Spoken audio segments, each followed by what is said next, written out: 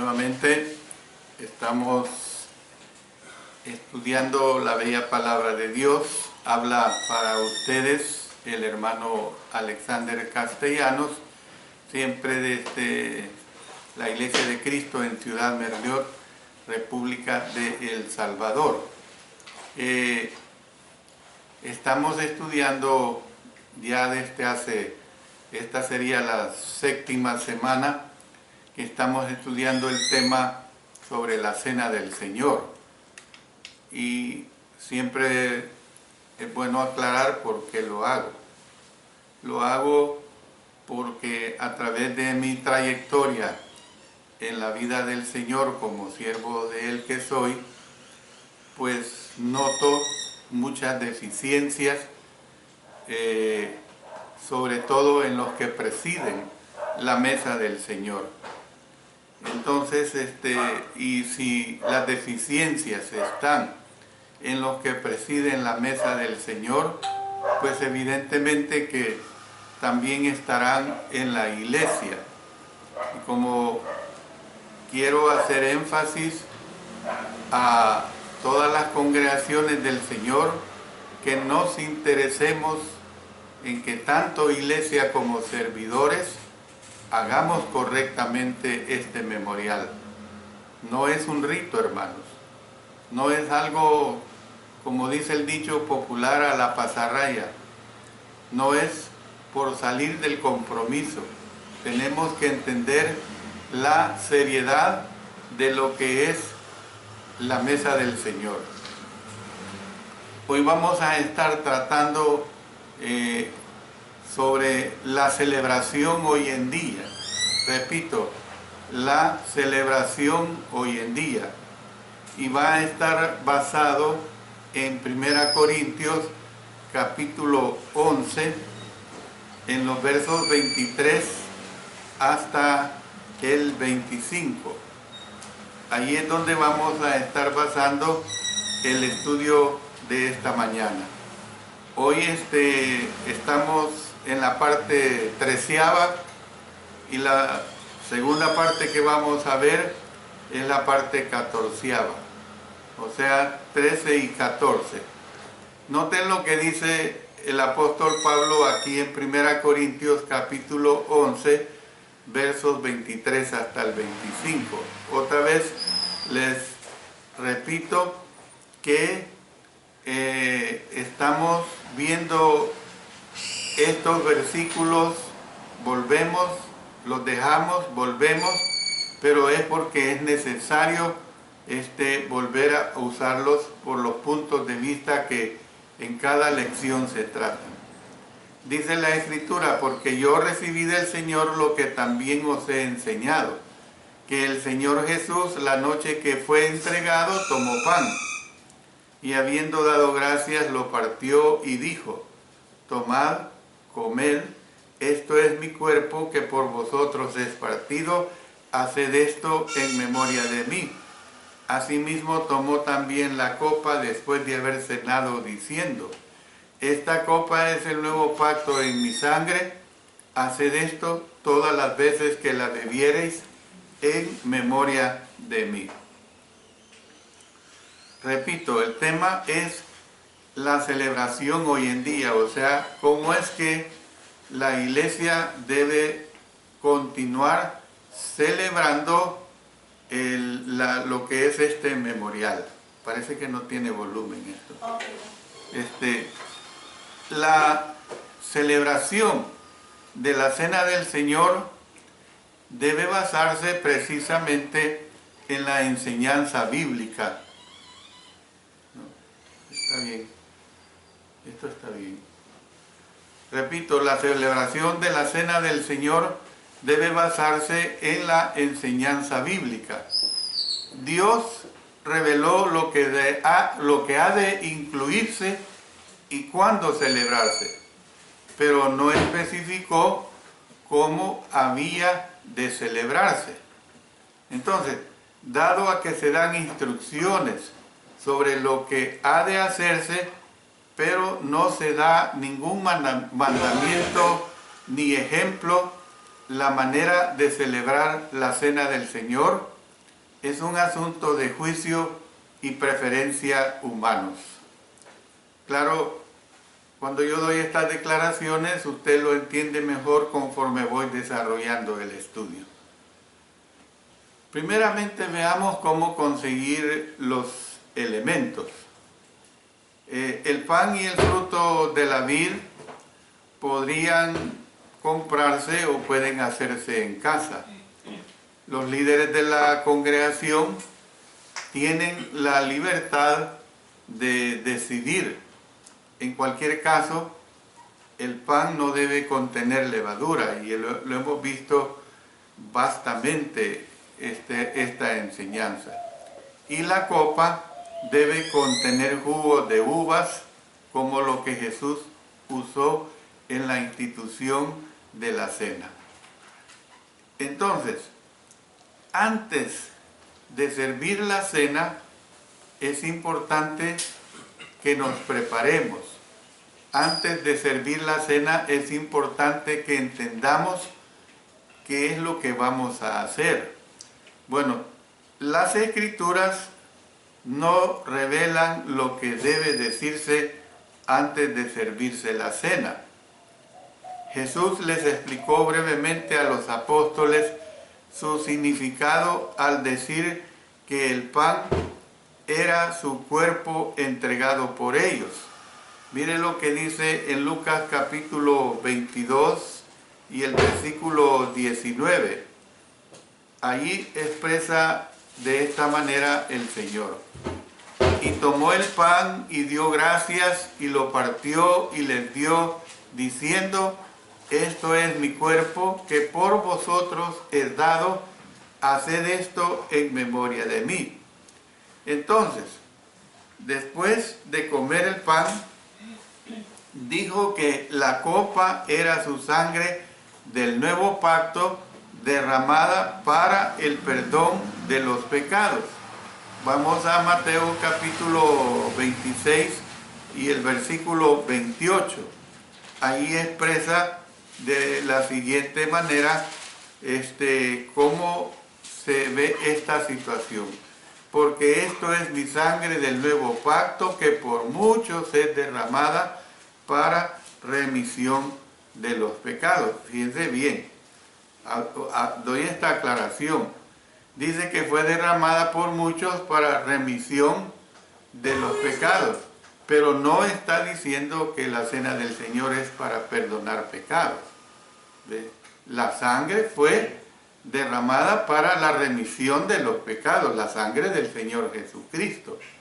Pero hay que entender claramente que no está diciendo que la cena del Señor es para perdonar pecados. Digo esto porque sucede que hay hermanos en diferentes lugares, en diferentes países, que hasta elevan una oración para perdón de los pecados, cosa que no es así. Entonces, vemos que después de comer el pan, dijo que la copa era su sangre del nuevo pacto, derramada para el perdón de los pecados. No hay nada registrado en cuanto a que se entone, por ejemplo, un cántico antes de la cena. No hay nada registrado. Como el canto es aprobado en la adoración, eso lo sabemos perfectamente, un cántico o cánticos bien elegidos serían apropiados para ayudar a los participantes a concentrarse en Jesús, concentrarse en su vida, en su amor, en su sacrificio, en su resurrección, en su regreso. Aún para ello se tienen que, si se quiere cantar un himno, tiene que ser un himno que sea apropiado pues a ese memorial. No es cualquier himno, hermanos. Entonces, cualquier discurso que se diga debe de ayudar a los fieles a concentrarse en Jesús y a acercarlos más a Él y así fortalecerse espiritualmente. Es decir, que el que habla a fin de preparar a la congregación para la cena del Señor, debe tomar en cuenta varios aspectos. Yo le menciono al menos unos 3. Debe seleccionar cuidadosamente un pasaje o pasajes aplicados a Jesús y a analizar, mejor dicho, las implicaciones espirituales. Yo digo esto porque lo he vivido y me he sentido mal. ¿Por qué? Porque los hermanos que están presidiendo la cena del Señor escogen citas bíblicas que no tienen nada que ver con el memorial, no tienen nada que ver con el sacrificio del Señor Jesucristo, no tienen nada que ver con la sangre que Él derramó, no tienen nada que ver con su resurrección, con su segunda venida, nada. Textos que lo ponen a usted. No quiero decir que oí este ejemplo, pero imagínense que yo, en el momento de hacer el memorial del sacrificio de nuestro Señor Jesucristo, yo lea el episodio cuando David mató a Goliat. ¿Qué tiene que ver? Pero hermanos, estoy diciendo esto porque he escuchado a hermanos presidiendo la mesa del Señor que escogen episodios de las Escrituras que no tienen nada que ver con el memorial del sacrificio de nuestro Señor Jesucristo.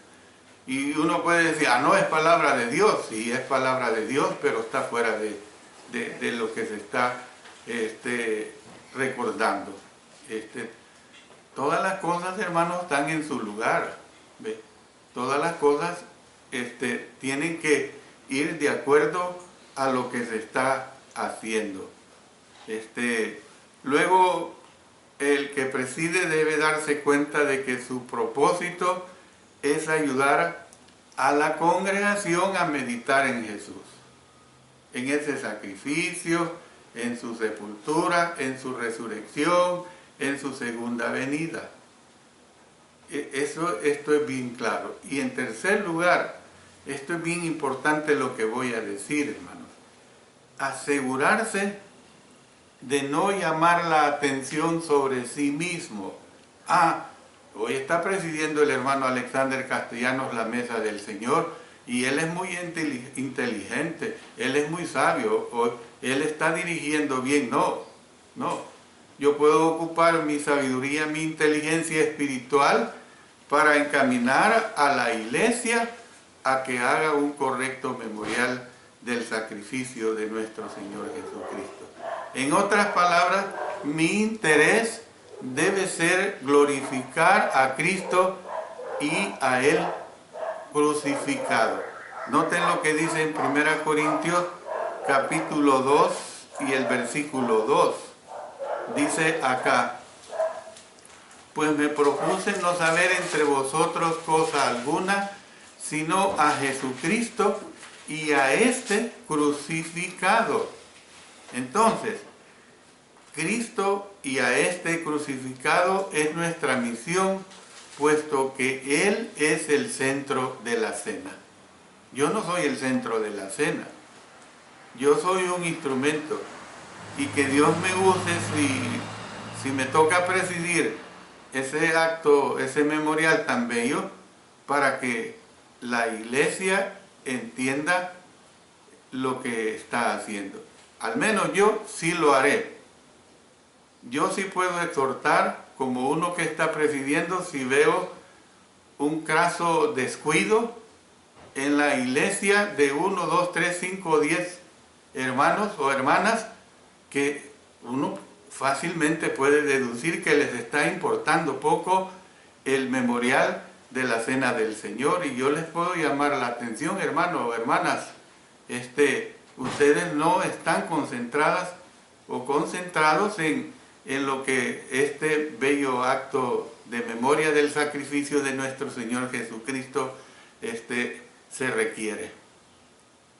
Claro, yo no quiero presidir para ir a exhortar, yo quiero presidir para que haya edificación. Ahora bien, vemos todo lo que se debe hacer antes de servir, y habrán otras cosas más antes de servir la cena. Pero ¿cómo administrar el pan y la copa? ¿Cómo administrarlo? Aquí pueden haber diferentes situaciones. Yo puedo tomar en cuenta los aspectos que considero importantes. A principios del siglo II, eran los ancianos los que oficiaban la mesa del Señor. Se habla de que alrededor del año 110 después de Cristo, Ignacio enseñó lo siguiente. Decía que ningún hombre, aparte del obispo, se ocupe de las cosas que pertenecen a la iglesia. Considerar como Eucaristía válida la que tiene lugar bajo dirección del obispo o bajo uno a quien él la haya encomendado. Alrededor del año 200 después de Cristo, el Hipólito Romano, que produjo una gran cantidad y variedad de escritos sobre la iglesia primitiva, escribió una oración modelo y declaró: y el obispo dará gracias de acuerdo a lo dicho anteriormente. No es del todo necesario que recite una oración acorde a alguna fórmula breve, nadie deberá impedírselo. Fíjense lo que voy a seguir aclarando. No hay nada malo con que solamente los ancianos administren la cena del Señor. Sin embargo, tal práctica no es obligatoria. Sobre todo, me quedo aquí en El Salvador. Aquí en El Salvador, si habrán 3, 4, 5 congregaciones que tienen ancianos, es lo más. Entonces, no es válida esta declaración cuando se dice que solo los ancianos deben presidir la mesa del Señor, puesto que la mayoría no tienen ancianos. En vista de que el Nuevo Testamento, hermanos, no asevera ni da ejemplo en cuanto a qué hombres de la congregación han de servir en la mesa, noten lo que voy a decir. Cualquier hombre fiel cristiano puede servir de manera aceptable. Claro, para mí es que debe ser un cristiano fiel al Señor, un cristiano de buen testimonio, un cristiano que realmente sea aceptable, por supuesto, primeramente por Dios y por la iglesia. En eso tenemos que tener cuidado. No vamos a usar, por ejemplo, porque en las iglesias hay de todo, en las congregaciones hay de todo, hermanos. No vamos a usar un hermano que llega una vez por mes. Ese hermano no está identificado con las reuniones de la iglesia. Que porque trabaja, puede tener trabajo, lo que sea, pero es un hermano que no está en esa armonía, pues en esa comunión. Tenemos que entender esta situación, tenemos que ser delicados, hermanos, espiritualmente hablando. No tenemos que desarrollar las cosas de la iglesia y sobre todo el memorial de una manera pues que nos importa cómo anda el hermano, y lo que yo quiero es que tenga manos para poder transportar el pan y el jugo de la uva. Eso no procede, hermanos. Las mujeres están excluidas porque ellas no tienen derecho a dirigir la congregación. Miren lo que dice en 1 Corintios, en el capítulo 14. Y vamos a consultar los versos 34 y 35. Dice: vuestras mujeres callen en las congregaciones, porque no les es permitido hablar, sino que estén sujetas como también la ley lo dice. Y si quieren aprender algo, pregunten en casa a sus maridos, porque es indecoroso que una mujer hable en la congregación. Entonces, ellas no tienen un papel de liderazgo en la adoración. Oígase lo que estoy diciendo, en la adoración. Vamos a 1 Timoteo, capítulo 2 y el versículo 11. Noten lo que aquí expresa el apóstol Pablo. La mujer aprende en silencio con toda sujeción. La historia primitiva de la iglesia corrobora el hecho de que los hombres, no las mujeres, eran los que servían en las reuniones públicas. Y esto quiero aclararlo yo. Yo sé que hay iglesias de Cristo, no en un porcentaje elevadísimo, pero las hay, que han cambiado el orden en el aspecto de presidir la mesa del Señor y permiten que hermanas sirvan los elementos de la cena del Señor. Yo personalmente, como siervo de Dios, no estoy de acuerdo en eso. Yo no apruebo eso. Porque yo entiendo bien lo que la palabra de Dios aquí nos está diciendo. Y yo sé que lo que estoy diciendo suelta o hace que hayan polémicas, hayan situaciones de discusión y van a poner una diversidad de argumentos. Pero bíblicamente, desde que el Señor instituyó la cena del Señor, no existe una base en que las mujeres servían estos elementos de la cena del Señor. Yo no tengo nada contra mis hermanas, pero las cosas en su lugar. Las hermanas dentro de la iglesia tienen mucho campo para laborar, para servir, pero hay que respetar lo que la palabra de Dios me está diciendo. Bueno, sigo adelante. El Nuevo Testamento no nos dice cómo se servían el pan y la copa a las personas. Las congregaciones lo hacen de diferentes maneras, incluyendo algunos ejemplos que les puedo decir. Aquí, por ejemplo, a nivel de El Salvador, la costumbre de cómo practicarla es que se ora por el pan, luego se reparte, cada quien lo come, luego se ora por el fruto de la uva y luego se toma. Yo he estado en congregaciones fuera de El Salvador que tienen otras costumbres, otras maneras de hacerlo. Y yo no puedo conjeturar ese método de práctica. ¿Por qué?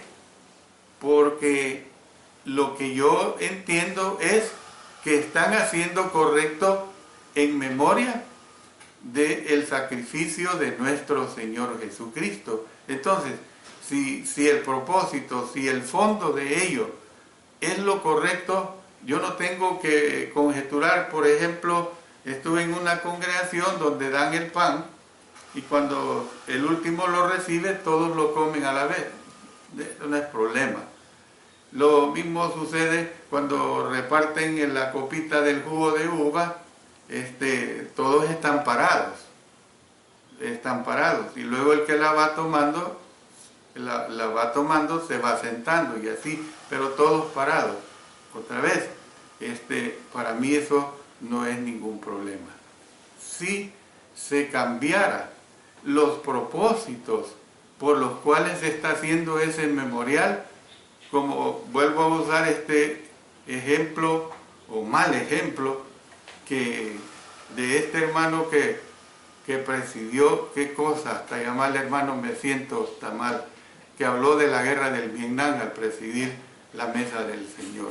Qué cosa yo quería levantarle, hermanos, y callarlo a este hermano. Porque cómo era posible que se metiera a hablar de la guerra del Vietnam, ¿ves? Y ustedes no tienen idea tantas locuras que habló, presidiendo la mesa del Señor, hombre, me hizo pecar realmente a mí en ese momento. Yo no deseo eso, hermano. Yo no voy a celebrar la cena del Señor para ir a pecar. No quiero tener ese memorial para ello, hermano. Quiero hacerlo conforme la palabra de nuestro Dios nos lo dicta. Bueno, ¿cuál es el orden del servicio? Hablemos del orden del servicio. Jesús partió el pan y lo dio a los apóstoles. Luego bebieron de la copa. El ejemplo de Jesús incluyó un orden específico, el cual, a mi manera de ver, debe ser seguido hoy en día. Noten lo que dice aquí, otra vez vamos a volver a Mateo capítulo 26, en los versos 26 y 27.